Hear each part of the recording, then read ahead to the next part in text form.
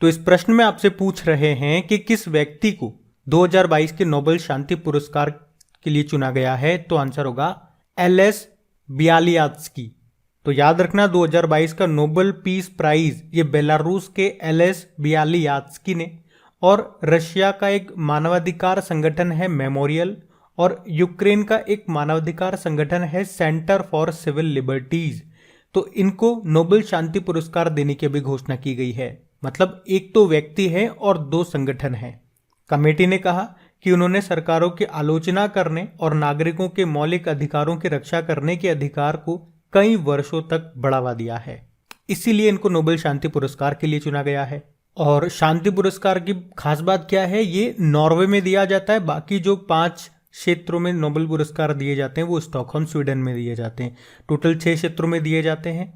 तो देखिए इस प्रश्न में आपसे क्या पूछ रहे हैं कि अभी हाल ही में अर्थशास्त्र का नोबेल पुरस्कार 2022 किसने जीता है। तो 3 जनों को मिला है, और वो 3 जने कौन कौन है? बेन बर्नानके, डगलस डायमंड और फिलिप डायविगो। और इन तीनों को बैंकों और वित्तीय संकटों पर शोध के लिए इस बार का अर्थशास्त्र का नोबेल पुरस्कार दिया गया है। और आज ये आखिरी नोबेल पुरस्कार है। टोटल 6 फील्ड में दिए जाते हैं, ये 6वां फील्ड है। तो एक बार फिर से हम सारे इंपॉर्टेंट फैक्ट्स को रिवाइज कर लेते हैं फटाफट से।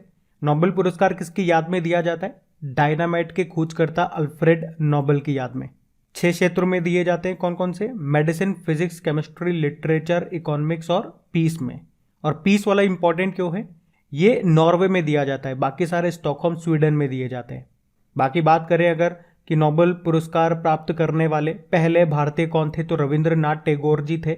1913 में मिला था साहित्य का गीतांजलि के लिए। और सबसे आखिरी भारतीय कौन बने अभी 2019 में? अभिजीत बनर्जी, इकोनॉमिक्स का मिला था उन्हें। पहली बार कब दिए गए थे ये नोबेल पुरस्कार? 1901 में। लेकिन जो इकोनॉमिक्स का है वो शुरू हुआ था 1968 में। फिर 2 इंपॉर्टेंट प्रश्न हमने और पढ़े कि सबसे कम उम्र में नोबेल पुरस्कार पाने का रिकॉर्ड किनके नाम है? मलाला यूसुफजई। 17 साल की उम्र में इनको मिला था पीस का। वहीं सबसे उम्रदराज व्यक्ति कौन बने? जॉन बी गुडएनफ, 97 ईयर की उम्र में मिला इन्हें। अब सबसे इंपॉर्टेंट बात कि नोबेल पुरस्कार से संबंधित जितने भी आपके क्वेश्चन बन रहे हैं अभी करंट अफेयर्स की, और जो भी स्टैटिक क्वेश्चन पढ़ते हैं हम, उनका क्विज बना करके अपलोड कर दिया आपकी क्रिक एग्जाम एप्लीकेशन पे। तो वहां जाकर के अच्छे से इनकी प्रैक्टिस कर लेना। मेरी तरफ से मैंने काम कर दिया, अब आपका काम आपको करना है। और इन सभी नामों को याद करने का ट्रिकी वीडियो बना करके अपलोड कर दिया है, जैसा कि आपको बोला था। लेकिन अगर नहीं देखा तो अभी जाकर के देख लेना इस वीडियो को देखने के बाद में, क्योंकि एक बार वो ट्रिकी वीडियो देख लोगे ना, वो ट्रिक आपके माइंड में घूमती रहेंगी तो चीजें आपको याद रहेंगी। और उसके बाद जाकर के फिर आप टेस्ट लगाओगे तो और मजा आएगा। और मैंने पूरी मेहनत की है दिल से आप लोगों को अच्छी तरह से समझाने की, सिंपल वे में आप लोगों को चीजें याद कराने की। तो वीडियो देखना और मुझे बताना कि आप लोगों को कैसा लगा, और अच्छा लगा तो प्लीज अपने दोस्तों के साथ में शेयर जरूर कर देना, और इस वीडियो को भी कर देना, मुझे भी अच्छा लगेगा। अभी हम बढ़ते हैं आगे।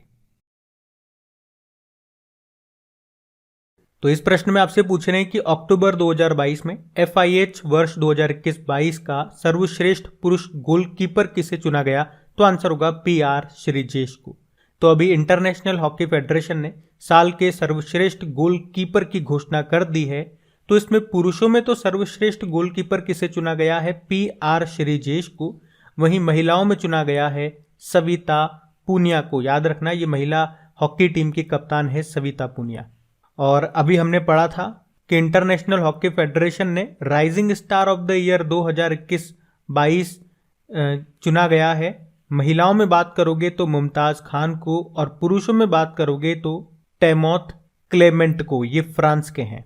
और PR श्रीजेश का नाम आपने पहले भी सुन रखा होगा। World games athlete of the year इनको चुना गया था। 2021 में मेजर ध्यानचंद पुरस्कार भी इनको मिला था।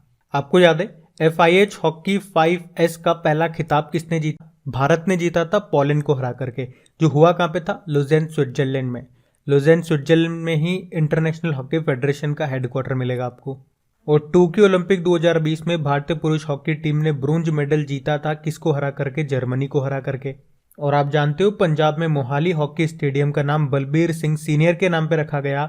और भारत में सबसे बड़ा हॉकी स्टेडियम कहाँ पे बन रहा है? उड़ीसा के राउरकेला में, जिसका नाम बिरसा मुंडा के नाम पे रखा गया है। 2023 में जो मेंस हॉकी वर्ल्ड कप होंगे वो यहीं पर होंगे। और अभी हॉकी इंडिया के नए अध्यक्ष कौन बने हैं? दिलीप तिर्की बने हैं। ये भी आप याद रखना। बढ़ते आगे। फिर बताइए, हाल ही में T20 इंटरनेशनल में 1000 रन बनाने वाली सबसे युवा खिलाड़ी कौन बन गई हैं? तो आंसर होगा शेफाली वर्मा। तो भारत के 18 वर्षीय बल्लेबाज हैं शेफाली वर्मा, जिन्होंने T20 इंटरनेशनल में 1000 रन बनाने वाली सबसे युवा खिलाड़ी बनने का विश्व रिकॉर्ड तोड़ दिया है। उन्होंने अभी महिला एशिया कप में ये उपलब्धि हासिल की है। उन्होंने 18 साल 253 दिन की उम्र में 1000 T20 इंटरनेशनल रन बनाए। पहले ये रिकॉर्ड जेमिमा रॉड्रिग्स के नाम था। अच्छा, 2-3 प्रश्न मैं आपको और बताऊंगा। एक तो किरून पोलार्ड का नाम आप जरूर याद रखना, वेस्ट इंडीज के प्लेयर है किरून पोलार्ड। अभी 600 T20 मैच खेलने वाले ये पहले खिलाड़ी बने थे। उसी तरह से ड्वेन ब्रावो, ये भी वेस्ट इंडीज के हैं। 600 T20 विकेट लेने वाले ये पहले क्रिकेटर बने थे। तो कंफ्यूज हो सकते हो, इसीलिए दोनों के नाम मैं आपको साथ बताता हूं। अभी रोहित शर्मा आपको याद है 400 T20 मैच खेलने वाले पहले भारतीय खिलाड़ी बने। और शेफाली वर्मा की बात करते हैं तो सभी फॉर्मेट में डेब्यू करने वाली सबसे युवा भारतीय खिलाड़ी भी हैं ये। और इससे पहले बैंक ऑफ बड़ौदा का ब्रांड एंडोर्सर इनको बनाया गया था। अभी कॉमनवेल्थ गेम्स 2022 में पहली बार महिला क्रिकेट को शामिल किया गया, जिसमें पहले पे ऑस्ट्रेलिया था और दूसरे पे रहा भारत, यानी कि सिल्वर जीता भारत ने। मिताली राज याद है आपको, 6 क्रिकेट वर्ल्ड कप में भाग लेने वाली पहली महिला क्रिकेटर बनी है ये। रिटायरमेंट ले लिया अभी तो इन्होंने। उसी तरह से झूलन गोस्वामी ने भी इंटरनेशनल क्रिकेट से रिटायर हो गई है ये। स्मृति मंदाना, अभी इक्विटास स्मॉल फाइनेंस बैंक ने रानी रामपाल जो हॉकी प्लेयर हैं और स्मृति मंदाना को अपना ब्रांड एम्बेसडर बनाया था। तो ये भी ध्यान रखना। बढ़ते आगे। फिर बताइए, अक्टूबर 2022 में 36वें राष्ट्रीय खेलों में योगासन में स्वर्ण जीतने वाला पहला एथलीट कौन बना? तो आंसर होगा पूजा पटेल। और ये 36वें नेशनल गेम्स ये कहाँ पे शुरू हुए थे? गुजरात में। तो गुजरात की ही हैं ये पूजा पटेल, और अभी ये योगासन में गोल्ड जीतने वाली पहली एथलीट बन गई हैं। आपको बता दूं कि 2022 में जो 5 नए खेल इसमें जोड़े गए थे उसमें से एक योगासन भी है। और इस बार हरियाणा के पंचकुला में जो खेलो इंडिया यूथ गेम्स हुए थे उसमें भी योग को पहली बार शामिल किया गया था। अच्छा, ये नेशनल गेम्स जो हो रहे हैं 36वें नंबर के गुजरात में, इसका शुभंकर मैस्कोट क्या है? सवज, मतलब होता है इसका शावक। और इसका गान है एक भारत श्रेष्ठ भारत। चलो आप बताओ, भारत के बाहर पहला योग विश्वविद्यालय ये कहाँ पे खुला? तो आंसर होगा अमेरिका में। और अभी केंद्रीय आयुष मंत्री जो है सर्बानंदा सोनोवाल, इन्होंने हैदराबाद में हार्टफुलनेस इंटरनेशनल योग अकादमी की आधारशिला भी रखी। इंटरनेशनल योगा डे कब मनाया जाता है? 21 जून को, जिसका आयोजन किया गया था कर्नाटक के मैसूर में।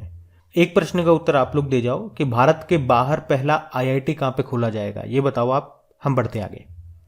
अब आपसे पूछ रहे हैं 2023 में 37वें नंबर के राष्ट्रीय खेल की मेजबानी कौन सा राज्य करेगा? गोवा करेगा। तो अभी इंडियन ओलंपिक एसोसिएशन ने बताया अगले साल यानी कि अक्टूबर 2023 में जो 37वें नंबर के नेशनल गेम्स होंगे वो गोवा में होंगे।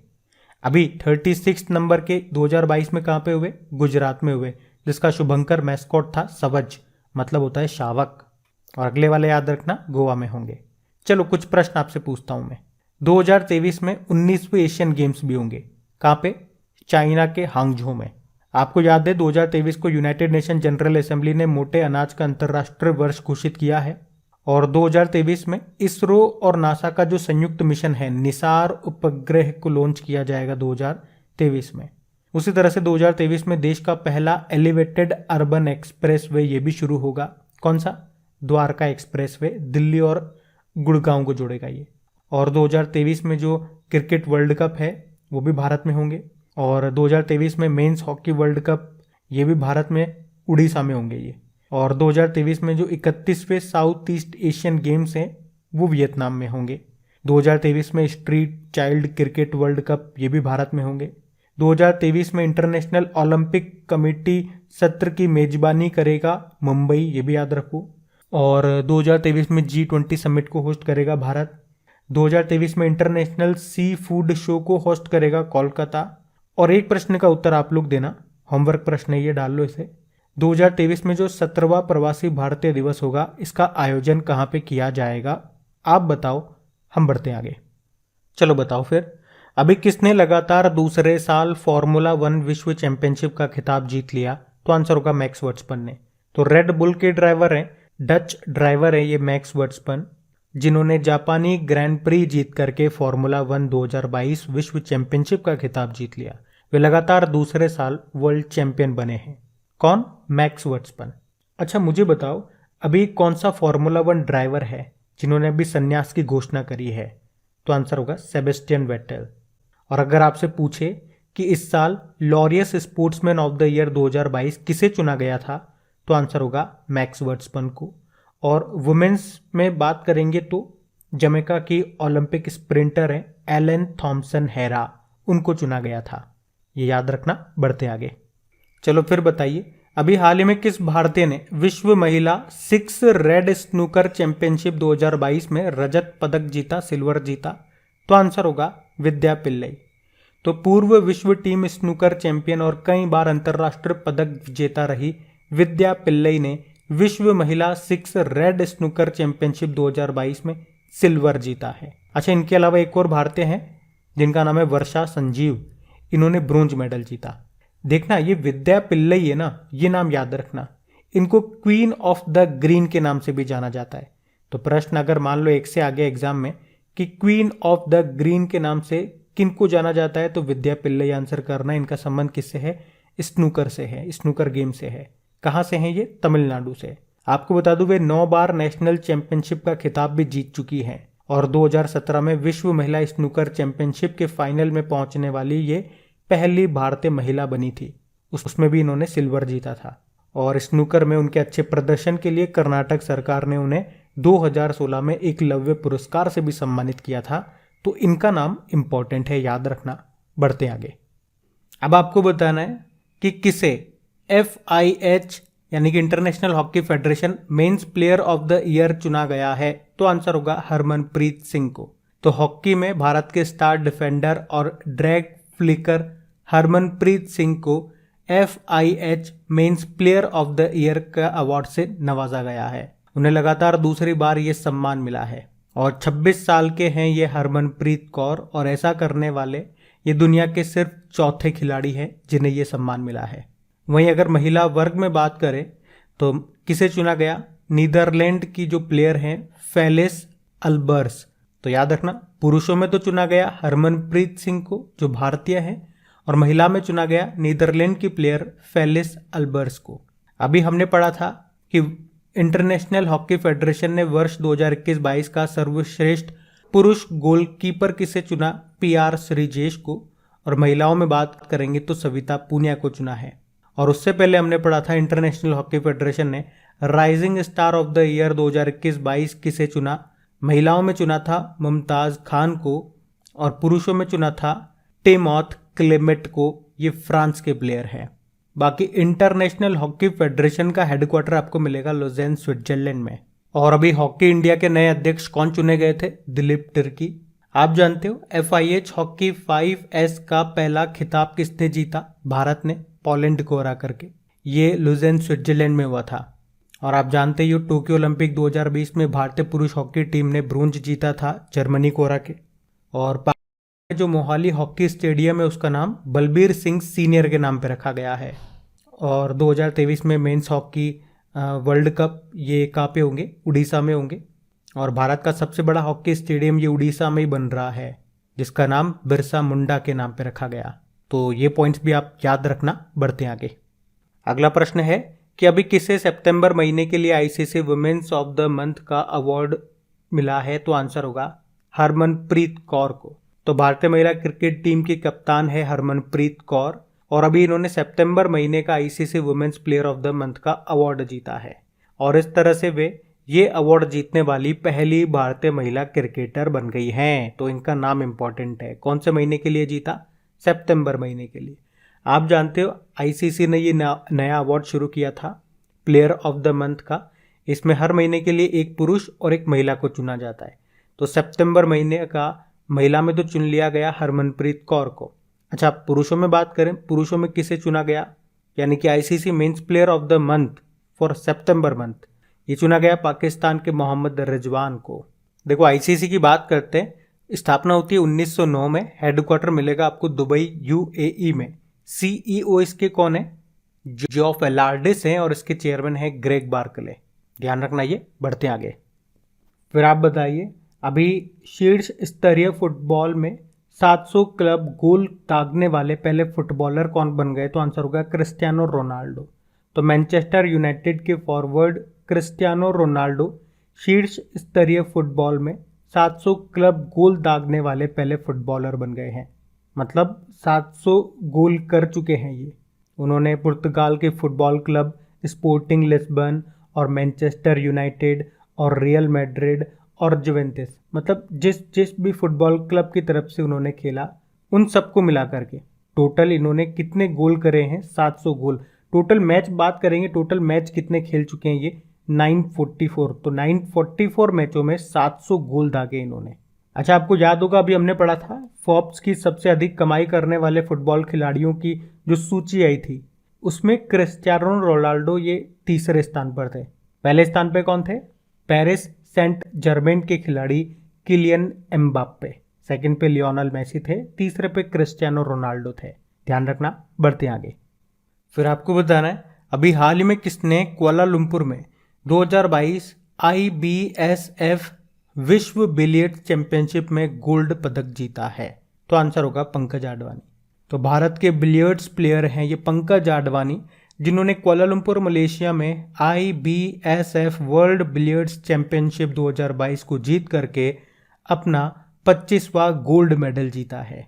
अच्छा, इसी तरह का एक प्रश्न अभी हम लोगों ने पढ़ा था, जिसमें क्या था प्रश्न कि किस भारतीय ने विश्व महिला 6 रेड स्नूकर चैंपियनशिप 2022 में सिल्वर जीता? तो उनका नाम भी याद रखना, विद्या पिल्लई। और विद्या पिल्लई को ही क्वीन ऑफ द ग्रीन के नाम से जाना जाता है। ये पॉइंट भी याद रखना आप। बढ़ते हैं आगे। चलो फिर बताओ, हाल ही में राष्ट्रीय डॉल्फिन दिवस कब मनाया गया? तो आंसर होगा 5 अक्टूबर को। तो इस बार पहली बार 5 अक्टूबर को हम ये राष्ट्रीय डॉल्फिन दिवस के रूप में मना रहे हैं। अच्छा, 5 अक्टूबर को ही क्यों मना रहे हैं? क्योंकि 5 अक्टूबर 2009 को हमने गंगा डॉल्फिन को राष्ट्रीय जलीय जीव नेशनल एक्वेटिक एनिमल के रूप में घोषित किया था और इसी दिन डॉल्फिन प्रोजेक्ट भी शुरू हुआ था, इसीलिए। तो याद रखना, ये प्रश्न इंपॉर्टेंट है क्योंकि पहली बार 2022 में ये दिन मनाया जा रहा है नेशनल डॉल्फिन डे के रूप में। और गंगा नदी डॉल्फिन ये IUCN की जो रेड डेटा बुक है उसमें लुप्त प्राय प्रजाति में शामिल है। अच्छा, एक प्रश्न मैं आपसे पूछूं, एक तो भारत का या यूं कह दूं एशिया का पहला नेशनल डॉल्फिन रिसर्च सेंटर कहां पे खुलेगा? तो आंसर होगा पटना, बिहार में। और ये भारत का नेशनल एक्वेटिक एनिमल है, ये भी याद रखना, गांगेटिक डॉल्फिन। और अगर मैं आपसे पूछता हूं कि अभी पंजाब ने सिंधु नदी डॉल्फिन को अपना राजकीय जलीय जीव घोषित किया, तो ये भी याद रखना। और चिल्का लेक जो कि भारत की सबसे बड़ी खारे पानी की लगून झील है, यहाँ पे कौन सी डॉल्फिन मिलती है? इरावदी डॉल्फिन मिलती है। अब आपको बताना है विश्व कपास दिवस हमने कब बनाया? वर्ल्ड कॉटन डे, तो 7 अक्टूबर को। तो हर साल 7 अक्टूबर को ये कपास और उसके हितधारकों के वैश्विक उत्सव के रूप में इसे मनाया जाता है, वर्ल्ड कॉटन डे। थीम क्या है? Viewing a better future for cotton. आपको याद होगा केंद्र ने भारतीय कपास परिषद की गठन की घोषणा की थी, किसकी अध्यक्षता में? सुरेश भाई कोटक। चलिए फिर बताइए, अभी विश्व डाक दिवस कब मनाया गया? तो आंसर होगा 9 अक्टूबर को। तो हर साल 9 अक्टूबर को वर्ल्ड पोस्ट डे के रूप में मनाया जाता है। तो इस दिन को मनाने का मकसद लोगों और बिजनेस के लिए हर दिन काम आने वाले डाक विभाग की भूमिका के प्रति लोगों को जागरूक करने के लिए ये दिन मनाया जाता है। थीम क्या है? पोस्ट फॉर प्लेनेट इस बार की थीम है ये। बाकी 9 अक्टूबर को इस बार हमने भारतीय विदेश सेवा दिवस के रूप में भी मनाया, इंडियन फॉरेन सर्विस डे। और 9 अक्टूबर को ही क्यों मना रहे हैं ये दिन? क्योंकि भारतीय विदेश सेवा की स्थापना हुई थी 9 अक्टूबर 1946 को। हमारे विदेश मंत्री कौन है? सुब्रमण्यम जयशंकर हैं। चलो बताओ, अभी किस दिन को विश्व मुस्कान दिवस यानी कि स्माइल डे के रूप में मनाया गया? तो आंसर होगा 7 अक्टूबर को। याद रखना, हर साल अक्टूबर के पहले शुक्रवार को ये विश्व मुस्कान दिवस के रूप में मनाया जाता है। तो इस साल हमने ये 7 अक्टूबर को मनाया। और इस दिन की हर साल थीम एक ही होती है, क्या है? Do an act of help one person smile. एक आपको याद होगा वर्ल्ड लाफ्टर डे भी होता है, वो मई महीने के पहले संडे को मनाया जाता है। तो इस बार हमने उसको 1 मई को मनाया था। फिर बताइए, हाल ही में भारतीय वायुसेना दिवस ये कब मनाया गया? तो आंसर होगा 8 अक्टूबर को। तो हर साल 8 अक्टूबर को इंडियन एयरफोर्स डे के रूप में मनाया जाता है। और भारतीय वायुसेना इस साल अपना ये 90वां स्थापना दिवस मना रही है। वैसे भारतीय वायुसेना की स्थापना कब होती है? 8 अक्टूबर 1932 को। और भारतीय वायुसेना का आदर्श वाक्य क्या है? नभः स्पृशम दीप्तम, यानी कि आकाश को गौरव के साथ छूना। ये गीता के 11वें अध्याय से लिया गया है। और हमारे एयर चीफ मार्शल कौन है? विवेक राम चौधरी हैं। और अभी आपको याद होगा वर्ल्ड एयर पावर इंडेक्स आया था, उसमें हमारी भारतीय वायुसेना तीसरे स्थान पर थी, पहले स्थान पे अमेरिकी वायुसेना है। मतलब दुनिया की तीसरी सबसे मजबूत वायुसेना है हमारी। पहले पे अमेरिका की, दूसरे पे रशिया की, तीसरे पे हमारी। और यूं भी कह सकते हो कि दुनिया की चौथी सबसे बड़ी वायुसेना है हमारी। ये तो एयरफोर्स डे हो गया। नेवी डे कब मनाते हैं हम? नौसेना दिवस 4 दिसंबर को, और आर्मी डे 15 जनवरी को। और सुनो, 8 अक्टूबर को ही हमने विश्व प्रवासी पक्षी दिवस के रूप में भी मनाया, world migratory bird day. Current affairs की रिवीजन क्लास अटेंड करते होंगे तो वहां पे कई बार हमने इसको पढ़ा है कि ये जो वर्ल्ड माइग्रेटरी बर्ड डे है, विश्व प्रवासी पक्षी दिवस, ये साल में 2 बार मनाया जाता है, मई और अक्टूबर के दूसरे शनिवार को। तो एक तो इस बार हमने 14 मई को मनाया और एक इस बार 8 अक्टूबर को मना रहे हैं। ये थीम क्या है? लाइट पॉल्यूशन, प्रकाश प्रदूषण। और पक्षी से एक दिन मैं आपसे पूछूंगा वर्ल्ड स्पैरो डे, ये बताओ आप ये कब मनाते हैं हम? और एक और प्रश्न का उत्तर दो कि किस राज्य को पहला वैज्ञानिक पक्षी एटलस मिला है? और एक और प्रश्न का उत्तर दो, बर्ड मैन ऑफ इंडिया ये किन्हें कहा जाता है? अब बताइए, विश्व मानसिक स्वास्थ्य दिवस, वर्ल्ड मेंटल हेल्थ डे कब मनाया गया? तो आंसर होगा 10 अक्टूबर को। तो वर्ल्ड मेंटल हेल्थ डे ये हर साल 10 अक्टूबर को दुनिया भर में मानसिक स्वास्थ्य से जुड़े मुद्दों के बारे में जागरूकता बढ़ाने और मानसिक स्वास्थ्य की ओर सहयोगात्मक प्रयासों को संगठित करने के उद्देश्य से मनाया जाता है। और बात करें इस बार की थीम क्या है? Make mental health for all priority. अच्छा, अगर मैं पूछूं आपसे कि वर्ल्ड हेल्थ डे कब मनाया जाता है, विश्व स्वास्थ्य दिवस, तो आप आंसर करोगे 7 अप्रैल को। अब आप बताओ, गति शक्ति पोर्टल लॉन्च करने वाला भारत का पहला राज्य कौन सा है? तो आंसर होगा गुजरात। तो याद रखना, गति शक्ति पोर्टल को जारी करने वाला पहला राज्य कौन सा बन गया है? गुजरात बन गया है। और इसका उद्देश्य क्या है? तो जो भी इंफ्रास्ट्रक्चर है, यानी कि आधारभूत संरचना से संबंधित जो भी परियोजनाएं हैं, इन परियोजनाओं का त्वरित निष्पादन करना, यही इसका मुख्य उद्देश्य है। तो इससे धन की बचत भी होगी, समय की बचत भी होगी और लागत भी कम लगेगी। तो जो बड़े बड़े जो भी इंफ्रास्ट्रक्चर प्रोजेक्ट्स हो गए, जैसे कि बांध बनाना हो गया, रेलवे लाइन बिछाना हो गया, या फिर रोड वगैरह बनाना है, तो इस तरह के जो बड़े प्रोजेक्ट्स हैं उनका तुरंत इम्प्लीमेंटेशन किया जाए, यही इसका मुख्य उद्देश्य है। और अगर आपसे प्रश्न पूछा जाए ना कि गति शक्ति कार्गो टर्मिनल ये कहाँ पे शुरू हुआ, तो आंसर कर देना आसनसोल में। आसनसोल आपको मिलेगा पश्चिम बंगाल में। और वडोदरा में जो रेल यूनिवर्सिटी है उसका नाम बदल के क्या किया गया था? गति शक्ति यूनिवर्सिटी किया गया था। अच्छा देखो, अगर आपसे प्रश्न पूछा जाए कि भारत का पहला ई वेस्ट पार्क कहाँ पे बनेगा, तो आंसर होगा दिल्ली में। और भारत का पहला हेली हब कहाँ पे स्थापित होगा? गुरुग्राम में। और भारत का पहला बायोमास आधारित हाइड्रोजन प्लांट कहाँ पे बनेगा? मध्य प्रदेश के खंडवा जिले में। जबकि भारत का पहला जियोलॉजिकल पार्क बनेगा मध्य प्रदेश के जबलपुर में। फिर आपको बताना है, अभी 5 अक्टूबर 2022 को प्रक्षेपित नासा मिशन में अंतरिक्ष में जाने वाली पहली मूल अमेरिकी महिला कौन बनी है? तो आंसर होगा निकोल मान। तो नासा का एक क्रू 5 मिशन है जिसे अभी स्पेस एक्स के फॉल्कन 9 रॉकेट से लॉन्च किया गया।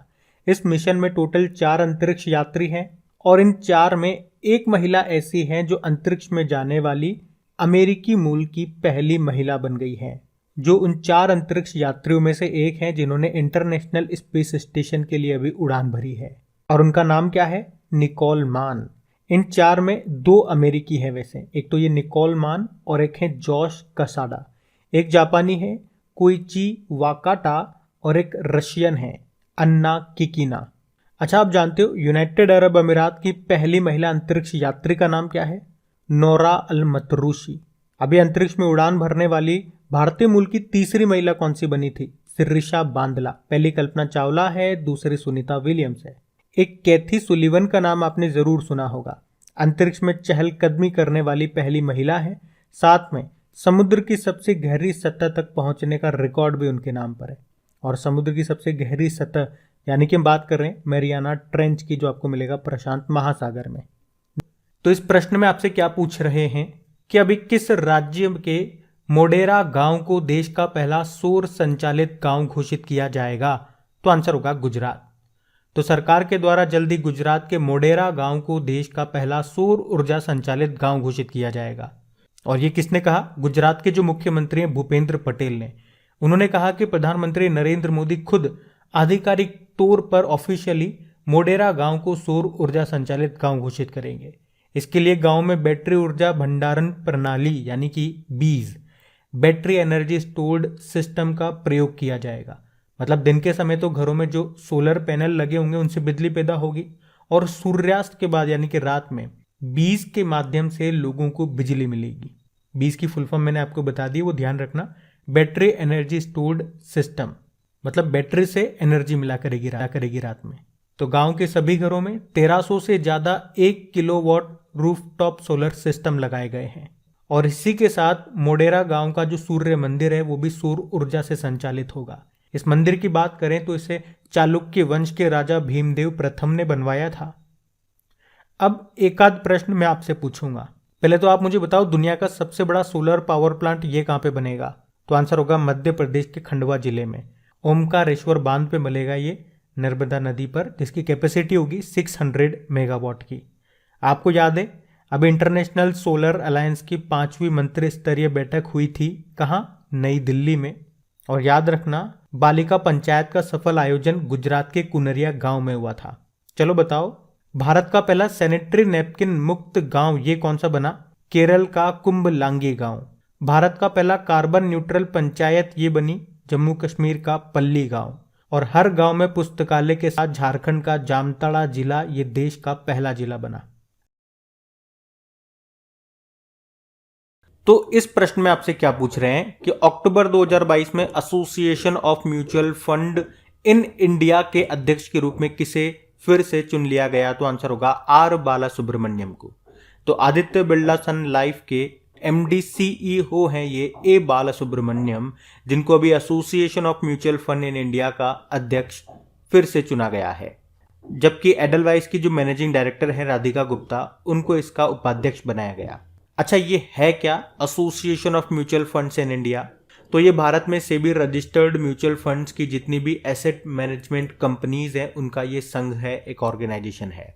आप जानते हो अभी एसबीआई जनरल इंश्योरेंस के एमडी सीईओ कौन बने थे? किशोर कुमार पोलू दासू। आईटीबीपी के डायरेक्टर जनरल बने अनीश दयाल सिंह। और सीआरपीएफ के कौन बने? सुजॉय लाल थाउसेन।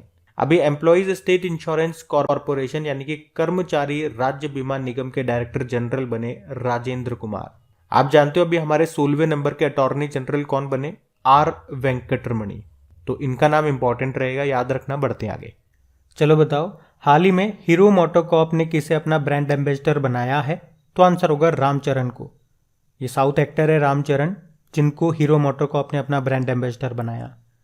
आपको याद है एक कन्नड़ एक्टर है किच्चा सुदीप, इनको अभी कर्नाटक सरकार ने अपनी पुण्य कोटि दत्तू योजना के लिए ब्रांड एम्बेसडर बनाया था। ऋषभ पंत ये अभी उत्तराखंड के ब्रांड एम्बेसडर बने थे। अक्षय कुमार भी बने थे। सौरव गांगुली अभी ड्रीम सेट गो के ब्रांड एम्बेसडर बने थे। उसी तरह से रवि शास्त्री ये फैन कॉड के बने थे। MS धोनी गरुड़ एरोस्पेस जो कंपनी है उसके बने थे। और विद्या बालन अभी भारतीय एक्सा लाइफ इंश्योरेंस की ब्रांड एम्बेसडर है। तो ये भी ध्यान रखना। बढ़ते आगे।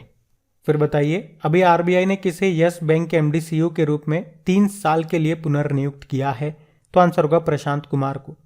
तो प्राइवेट सेक्टर बैंक है यस बैंक, और इसके एमडी सीईओ कौन? प्रशांत कुमार, जिनको अभी आरबीआई ने 3 साल के लिए फिर से नियुक्त कर दिया है। आप जानते हो अभी हॉकी इंडिया के अध्यक्ष कौन बने? दिलीप तिर्की। डीआरडीओ के अध्यक्ष कौन बने? समीर वी कामत।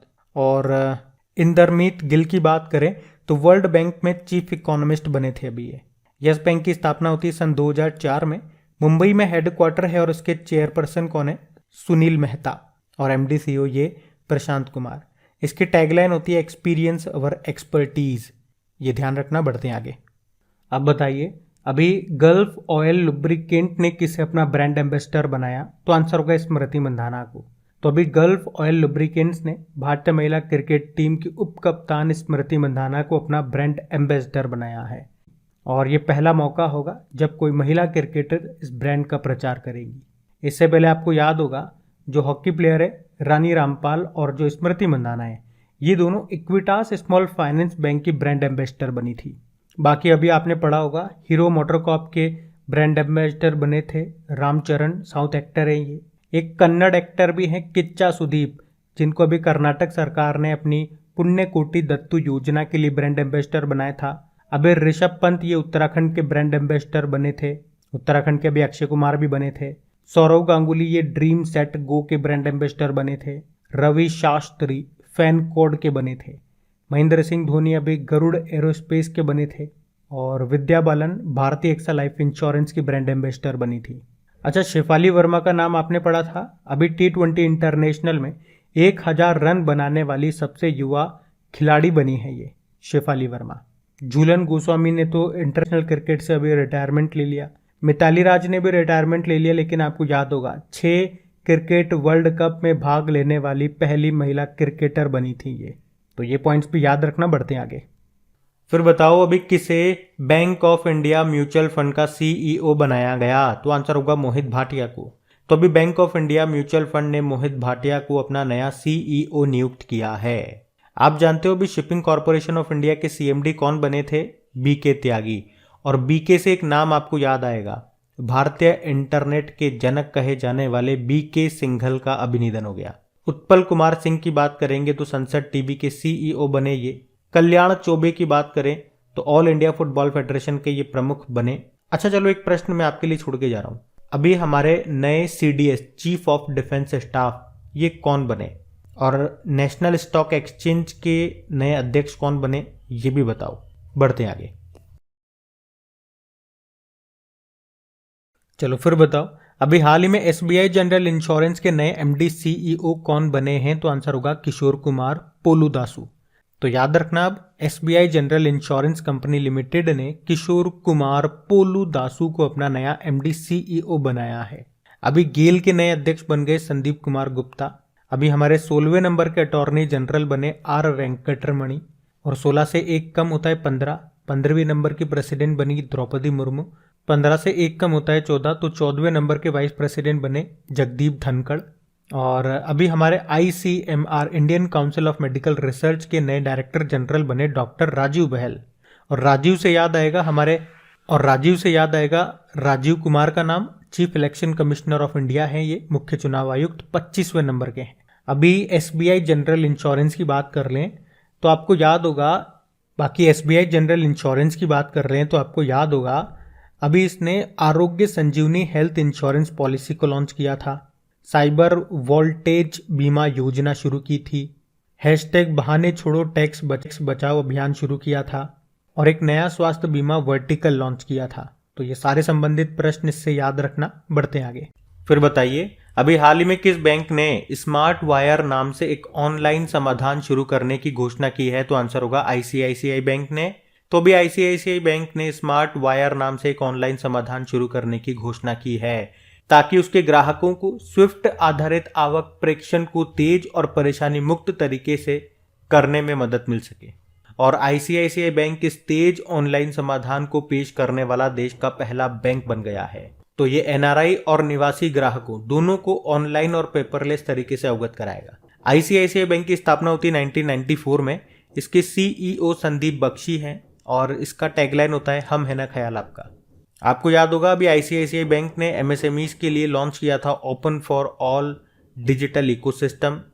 ट्रेड मर्च नाम से एक ऑनलाइन प्लेटफॉर्म भी लॉन्च किया था। अभी यूनियन बैंक ऑफ इंडिया की बात करेंगे तो इसने डिजिटल ट्रांसफॉर्मेशन प्रोजेक्ट संभव को लॉन्च किया। HDFC बैंक की बात करेंगे तो केरल के कोझिकोड में पहली महिला शाखा इसने खोली है। और फेडरल बैंक की बात करें तो नए टैक्स प्लेटफॉर्म पर पेमेंट गेटवे सूचीबद्ध करने वाला ये पहला बैंक बन गया है। ये भी ध्यान रखना, बढ़ते आगे। एक्चुअली आपको बैकग्राउंड में काफी साउंड आ रहे होंगे, तो रात भर से काफी शोर शराबा हो रहा है, इसलिए ये सुबह बना नहीं पाए। तो अभी थोड़ा कम हुआ इसलिए बना रहे हैं, लेकिन अभी भी है तो सही, तो आपको सुनाई दे रहा होगा। चलो अभी बढ़ते आगे। तो इस प्रश्न में आपसे पूछ रहे हैं कि तेलंगाना के मुख्यमंत्री ने अपनी पार्टी का नाम बदलकर क्या रखा है? तो आंसर होगा BRS। अब इसका फुल फॉर्म क्या हो गया? यानी कि भारत राष्ट्र समिति। आप जानते हो तेलंगाना के मुख्यमंत्री कौन है? चंद्रशेखर राव। तो उन्होंने अपनी क्षेत्रीय पार्टी का नाम जिसका नाम क्या था, TRS तेलंगाना राष्ट्र समिति, उसे बदलकर BRS भारत राष्ट्र समिति कर दिया है। क्यों बदला? तो उनका कहना है कि राज्य सरकार की जो कल्याणकारी योजनाएं हैं उनको देश भर में प्रदर्शित किया जाएगा, इस उद्देश्य के साथ उन्होंने नाम बदला। लेकिन आपको याद है हमारी जो वित्त मंत्री है निर्मला सीतारमण, वो क्या कह रही है कि इन्होंने तांत्रिकों बाबा साधुओं के कहने पर इस पार्टी का नाम बदल दिया।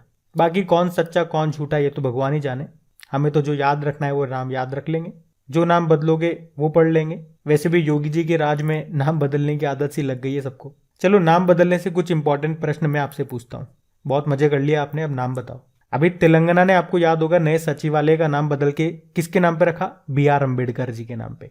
अभी राजपथ का नाम बदल के कर्तव्य पथ कर दिया गया, याद रखना। एक देश है कजाकिस्तान, इसने भी ड्रामे बहुत किए। पहले इसकी कैपिटल का नाम अस्ताना था, फिर बदल के नूर सुल्तान कर दिया, अब वापस बदल के अस्ताना कर रहे हैं।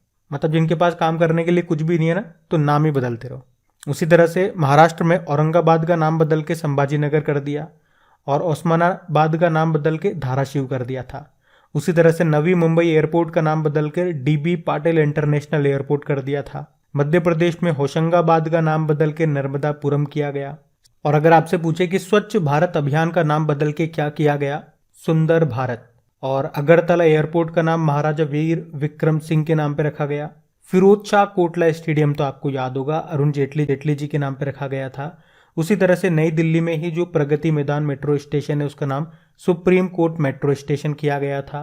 उत्तर प्रदेश में झांसी रेलवे स्टेशन का नाम रानी लक्ष्मीबाई रेलवे स्टेशन कर दिया। हावड़ा कालका मेल ट्रेन का नाम नेताजी सुभाष चंद्र बोस के नाम पर रखा गया था, नेताजी एक्सप्रेस। और गो एयर एयरलाइन का नाम गो फर्स्ट कर दिया गया। तो इस तरह से बदले हुए नामों की कुछ पॉइंट्स मैंने आपको बताए, वैसे काफ़ी सारे हैं, हम रिवाइज करते रहते हैं डेली करंट अफेयर्स में। तो अगर सेशन अच्छा लगता है तो प्लीज़ लाइक करके शेयर ज़रूर कर देना। अभी बढ़ते हैं आगे। चलो अब बताओ, अभी किस टेनिस प्लेयर के नाम पर एक बीटल का नाम रखा गया है? तो आंसर होगा नोवाक जोकोविच। तो सर्बिया के टेनिस प्लेयर हैं नोवाक जोकोविच, जिनके नाम पर अभी सर्बियाई वैज्ञानिकों ने एक बीटल की नई प्रजाति है उसका नाम रखा है। बीटल मतलब कीट, कीड़ा, और नाम क्या रखा है? डुवेलियस जोकोविच। अच्छा, आप मुझे बता सकते हो अभी कौन से टेनिस प्लेयर ने संन्यास की घोषणा करी है? तो वैसे तो कोई एक नहीं है, 2-3 कर चुके हैं इसी साल। जैसे कि एक तो रॉजर फेडरर ने अभी लेटेस्ट किया था, उससे पहले सेरेना विलियम्स ने कर दिया, सानिया मिर्जा ने कर दिया, और ऑस्ट्रेलिया की एक टेनिस प्लेयर है एशले बार्टी, उन्होंने भी रिटायरमेंट ले लिया इसी साल। और देखो टेनिस की बात चल रही है, और जब भी टेनिस की बात होती है मैं आपको 4 ग्रैंड स्लैम हमेशा बताता हूँ, चाहे कितना समय लग जाए, क्योंकि वो मोस्ट इंपॉर्टेंट है। यहाँ से प्रश्न बनेंगे, आपका रिवीजन कराना जरूरी है। कौन कौन से? Australian open, French open, Wimbledon open और US ओपन। पहले हम बात कर लें ये कौन कौन से कोर्ट पे खेले जाते हैं। तो ऑस्ट्रेलियन ओपन और US ओपन ये हार्ड कोर्ट पे होता है। फ्रेंच ओपन होता है आपका क्ले कोर्ट पे, और विंबलडन होता है ग्रास कोर्ट पे। अब हम यहाँ पे बात करेंगे मेन सिंगल टाइटल और वुमेन सिंगल टाइटल किस किसने जीता। तो देखो ऑस्ट्रेलियन ओपन में men single title Rafael Nadal ने जीता है, और ये स्पेन के प्लेयर हैं। वुमेन सिंगल टाइटल जीता था एशले बार्टी ने, वो ऑस्ट्रेलिया की हैं, और उसी के बाद उन्होंने संन्यास लिया था। फ्रेंच ओपन में बात करेंगे, फ्रेंच ओपन को याद रखना रोलैंड गैरोस भी कहते हैं। इसमें men single title Rafael Nadal ने जीता है, वो स्पेन के ही हैं, और ये किंग ऑफ क्ले कोर्ट भी कहलाते हैं राफेल नडाल। इसमें वुमेन सिंगल टाइटल ईगा स्विटेक ने जीता, वो पोलैंड की हैं। फिर हुआ विंबलडन ओपन, इसका मेन सिंगल टाइटल नोवाक जोकोविच ने जीता, जो आपने देखा सर्बिया के हैं। और women single title Elena Rybakina ने जीता, ये कजाकिस्तान की हैं। इनका नाम इंपॉर्टेंट है क्योंकि कजाकिस्तान की पहली महिला है जिन्होंने इस तरह का कोई टाइटल जीता है।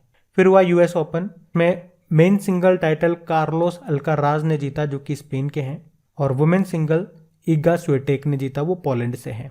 तो ये आप याद रखेंगे। एक वर्ल्ड टेनिस डे भी ध्यान रख लो, मार्च के पहले सोमवार को होता है, तो इस बार हमने इसे 7 मार्च को मनाया है। ठीक है, याद रहेगा।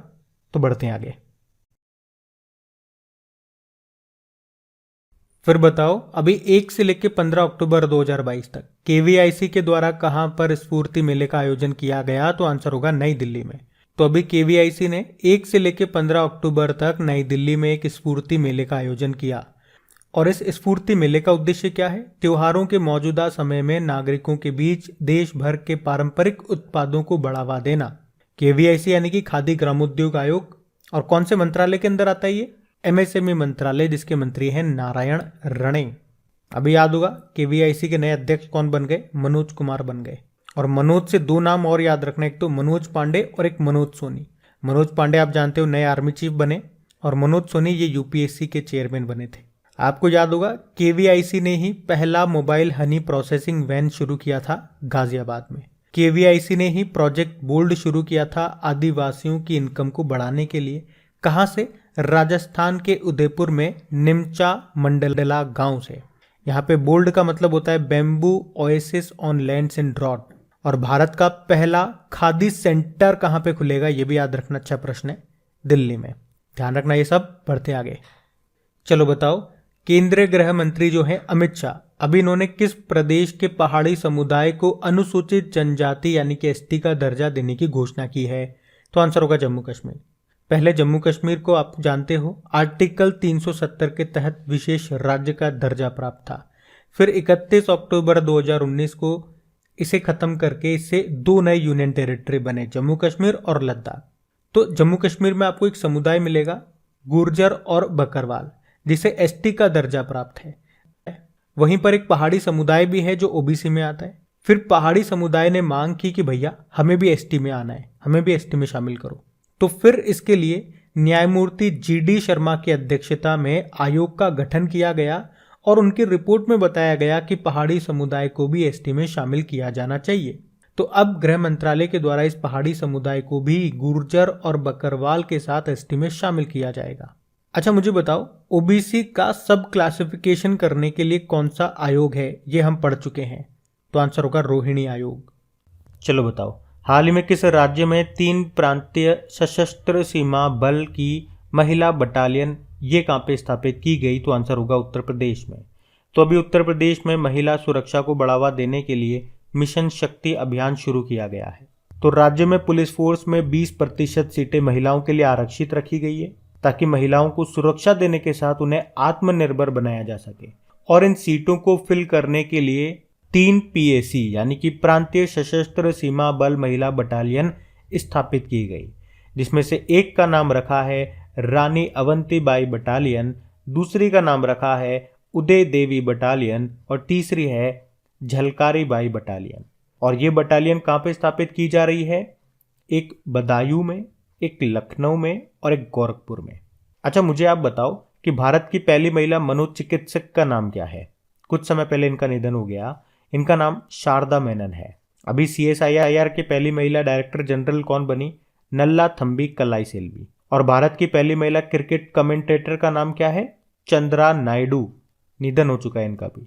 अभी सेबी की पहली महिला अध्यक्ष कौन बनी? माधवी पुरी बुच। और अगर मैं पूछूं कि federation of international cricketers association की पहली महिला अध्यक्ष कौन बनी? लीसा स्टालेकर, ऑस्ट्रेलिया की पूर्व क्रिकेटर है। और अगर आपसे पूछा जाए ना कि डोप प्रतिबंध पाने वाली पहली महिला क्रिकेटर कौन बनी, तो आंसर होगा अंशुला राव। अब इंटरनेशनल मॉनेटरी फंड की पूर्व मुख्य अर्थशास्त्रियों की दीवार पर प्रदर्शित होने वाली पहली महिला कौन बनी? तो गीता गोपीनाथ बनी। अभी यूनियन बैंक ऑफ इंडिया की पहली महिला मैनेजिंग डायरेक्टर कौन बनी थी? ए मणिमेखलाई बनी थी।